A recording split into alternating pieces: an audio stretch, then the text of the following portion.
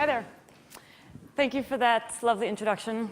It's really a terrific honor to be here, and also terrifically fun. I hope you guys find it so as well.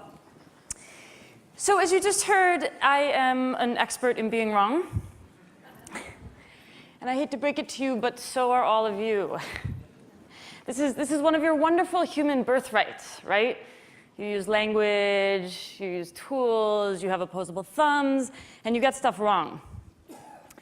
And we all know this, right?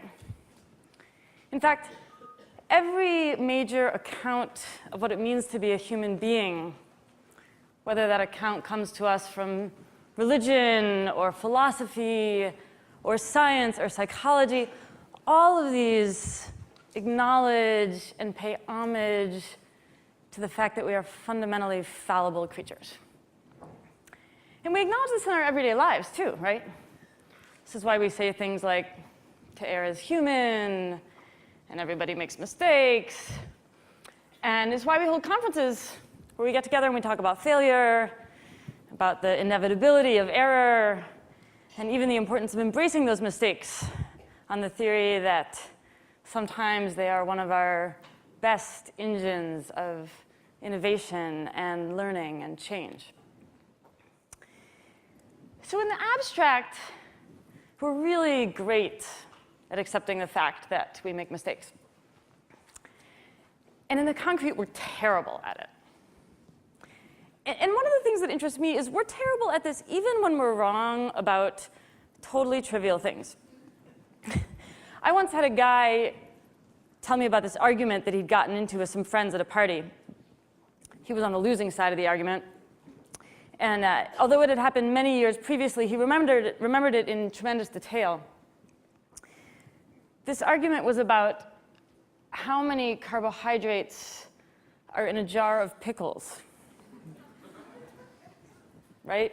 I mean, seriously, I can't think of anything less important than this. I also don't know the answer, so don't ask me.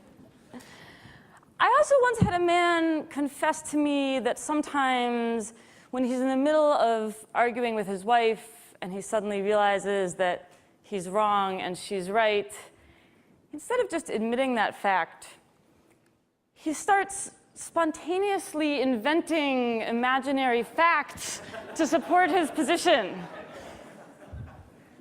You guys are laughing because you've done this. So in theory, we have this wonderful philosophical appreciation for our capacity to get stuff wrong. And then we actually make a mistake, and what do? Well, as often as not, we deny it, we get defensive about it, we blame it on somebody else, or we come up with these amazingly inventive explanations for why, yeah, you know what, we actually really weren't that wrong after all. So if this is how we behave when we're wrong about really trivial things, pickles, you can imagine what happens when we're wrong about things that actually matter.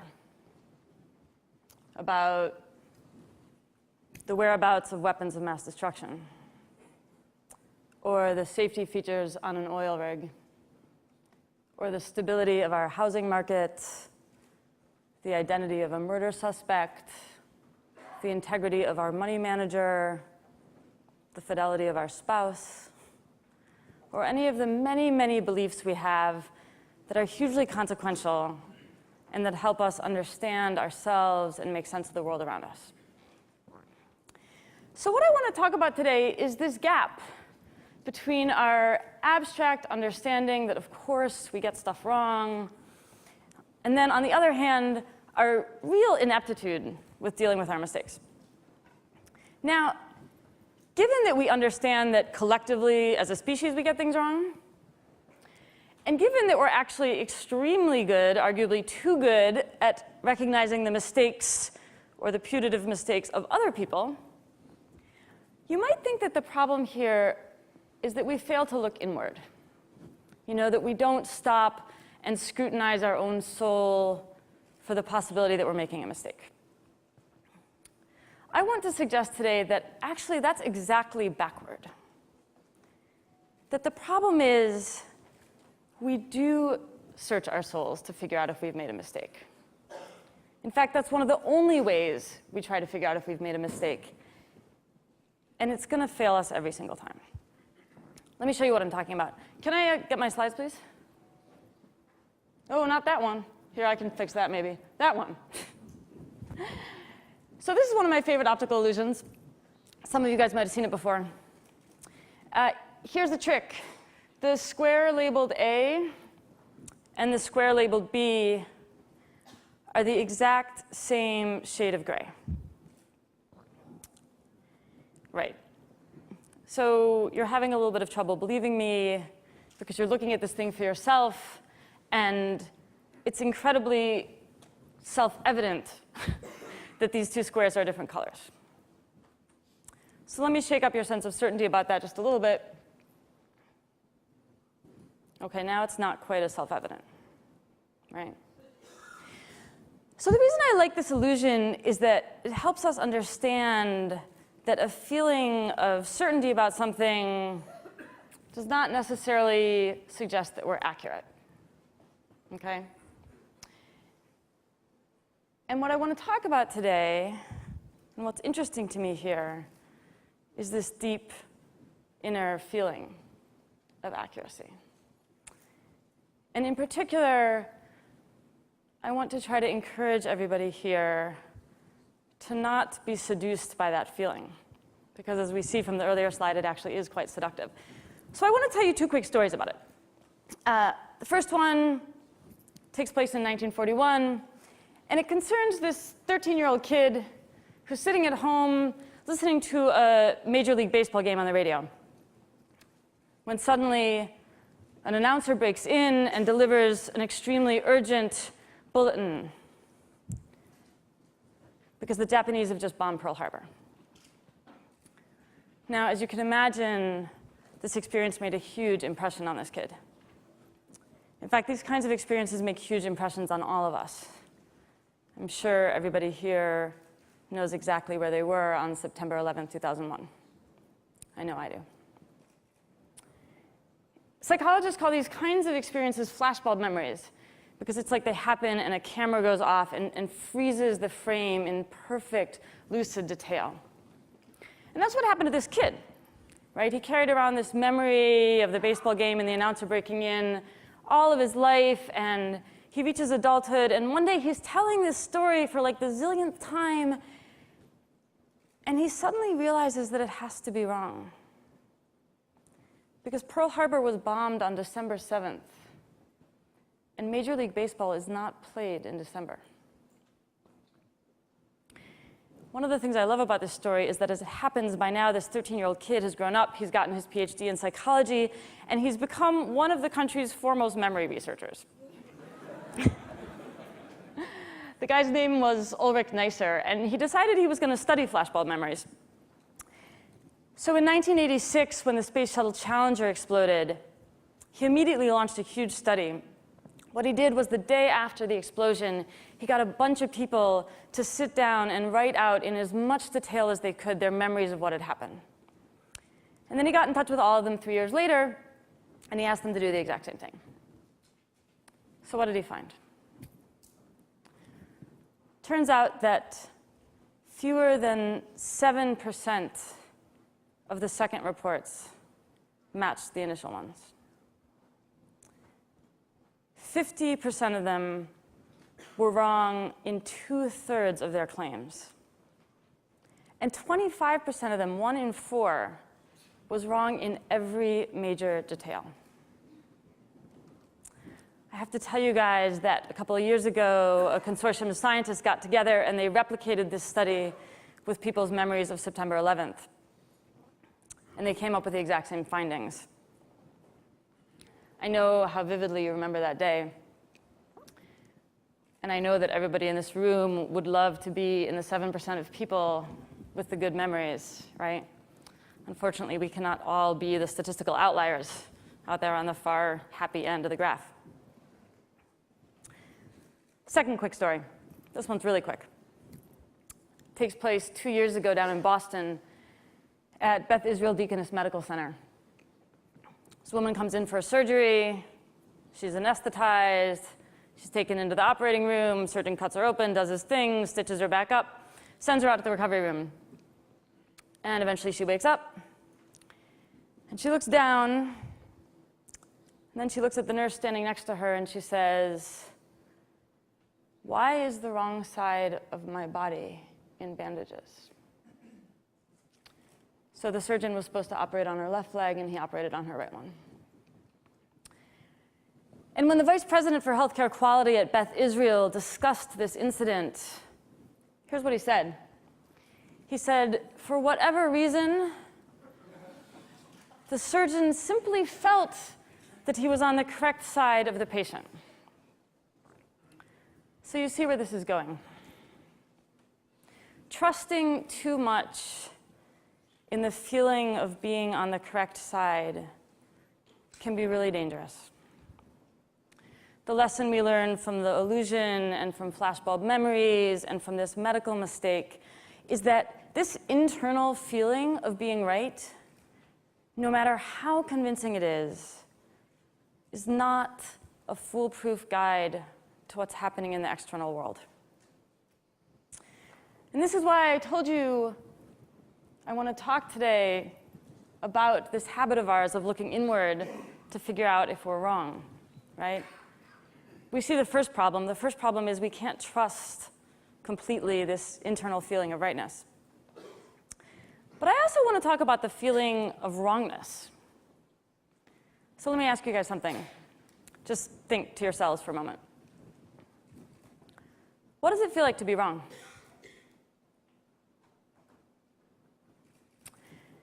You're probably thinking things like, it feels embarrassing and humiliating and confusing and frustrating and all of this. And those are great answers. But they're actually answers to a different question. Those are answers to the question of how it feels to realize that we're wrong about something. Realizing that we're wrong about something can feel like all of those things, and a lot more, actually. It can feel funny, it can feel baffling, it can feel illuminating. But just being wrong, like going through life in the grips of some belief that you're later on you're going to decide is false, that doesn't feel like anything. I call this problem error blindness. We are necessarily and definitionally unable to sense or feel or know about whatever beliefs we currently hold that might be wrong. I'll give you guys an analogy. You know this Looney Tunes cartoon where there's this hopeless coyote who's always chasing a roadrunner and he never catches him? Do you guys know what I'm talking about? Yeah, okay. So in pretty much every episode of this cartoon, there comes a moment where the roadrunner dashes off of a cliff, which is fine. It's a bird, right? It can fly. And the coyote runs off the cliff after him. And what's great is he's totally fine, right? He just keeps running. And he's fine, he's fine, he's fine, right up until the moment that he looks down and he realizes that he's in midair. And then he falls.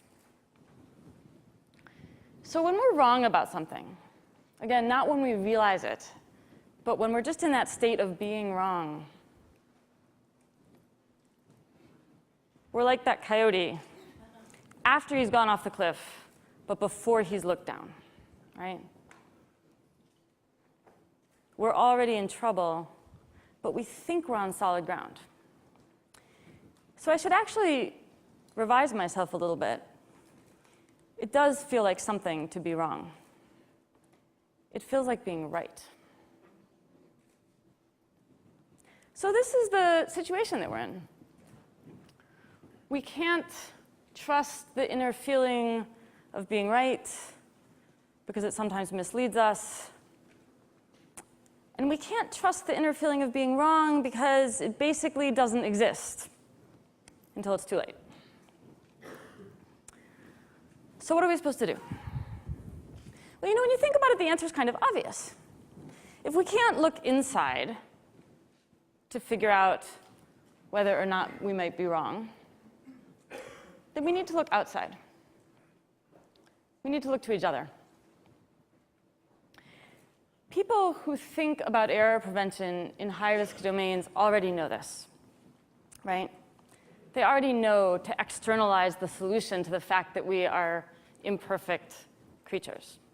This is why we have things like co-pilots in airplanes and autopilots and things like shutoff valves and safety valves and all these kinds of devices that make sure that we are not relying on the internal psyche of one individual fallible human being in situations where the stakes are really high. And the wider you can cast this net, the more people you can recruit to help you figure out if you're wrong, the better off you are. This is why open source is a really great model for uncovering errors very quickly, making adjustments, and making corrections. And it's also why democratic cultures do better at preventing and discovering and correcting mistakes. I mean, you can imagine that if in that operating room in Beth Israel Hospital, the nurse and the physician's assistant and the medical student had felt empowered to turn to the surgeon and say, "Are you sure you're on the right side?" that things would have gone really differently. So these measures that work so well in high-stakes domains, these are things that we all need to do in our own lives as well. We also need to externalize the problem of how to figure out when we've got it right and when we've got it wrong. We need other people. And specifically, and somewhat difficultly, we need people who disagree with us. We need to invite the doubters and the critics and the adversaries into the conversation with us. And I want to leave you guys today with this idea from philosophy that I think really nicely unites this notion that we are an intrinsically fallible species with this idea that we need other people to help us identify and correct our mistakes.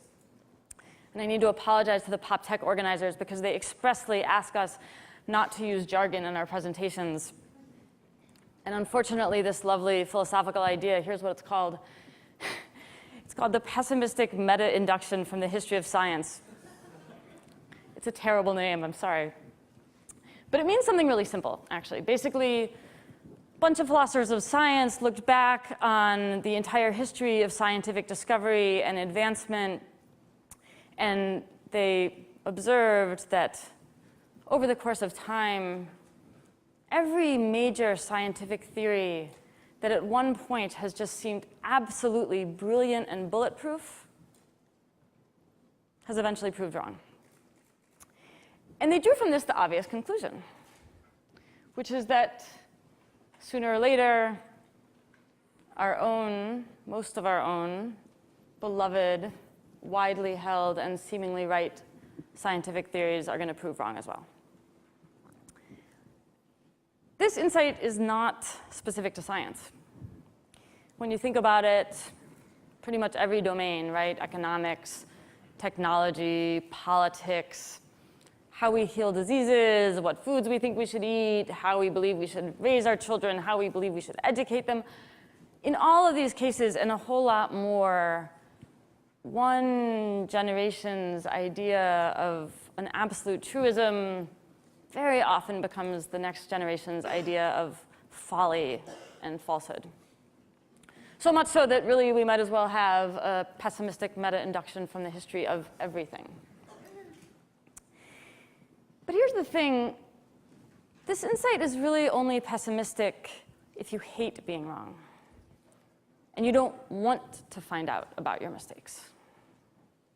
If, by contrast, you believe that discovering our mistakes is one of the best ways to revise and enhance and expand our understanding of the world, then actually this insight is incredibly optimistic. One of the people who put this best to my mind was the philosopher Richard Rorty, who said this really lovely thing. He said that embracing our own fallibility is really just a way of embracing the permanent possibility of someone having a better idea. We need each other to do this. We need each other to help us find our own mistakes and turn them into better ideas, into better oil rigs, and better financial systems, and better criminal justice procedures, and also better conferences, and better conversations, and better relationships, and in the end, maybe even a slightly better world. Thank you guys so much.